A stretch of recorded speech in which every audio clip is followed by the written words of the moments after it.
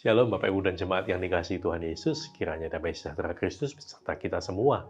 Marilah kita tetap bertumbuh dalam anugerah-Nya dan dalam pengenalan akan Kristus sebagai Tuhan dan Juru Selamat kita. Selamat mengikuti renungan firman Tuhan hari ini. Tuhan Yesus memberkati. Renungan hari ini, Sabtu 17 September 2022 dengan judul Mengalahkan Kegelapan. Bacaan kita terambil dari Efesus 5 ayat 13 yang berbunyi demikian. Tetapi segala sesuatu yang sudah ditelanjangi oleh terang itu menjadi tampak, sebab semua yang nampak adalah terang. Bapak, Ibu, dan saudara sekalian, keberadaan orang percaya di tengah dunia ini adalah terang dunia. Kita ini adalah pelita-pelita Kristus di tengah dunia ini yang seharusnya mempunyai kuasa untuk membawa dampak, menguasai, dan mengubah keadaan. Bagaimana bisa menjadi terang apabila pelita tersebut ditutup oleh gantang? Pastilah pelita itu tidak akan bisa memancarkan cahaya bagi sekitarnya. Pada zaman itu, gantang adalah wadah untuk mengukur atau menakar beras. Ukuran takarannya kira-kira berisikan 3,125 kg. Pelita yang tertutup oleh gantang adalah gambaran dari kehidupan orang Kristen yang tidak bisa menjadi kesaksian yang baik bagi orang-orang di sekitarnya. Jadi, pelita tidak boleh tertutupi, disembunyikan, apalagi dipadamkan.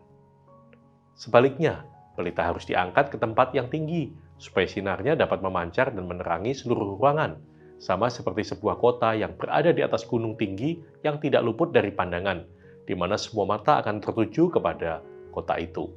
Rasul Paulus memperingatkan, memang dahulu kamu adalah kegelapan, tapi sekarang kamu adalah terang di dalam Tuhan. Sebab itu hiduplah sebagai anak-anak terang, dan sebagai anak-anak terang kita tidak lagi turut mengambil bagian dalam perbuatan-perbuatan kegelapan yang tidak berbuahkan apa-apa. Tetapi sebaliknya, ditelanjangilah perbuatan-perbuatan itu.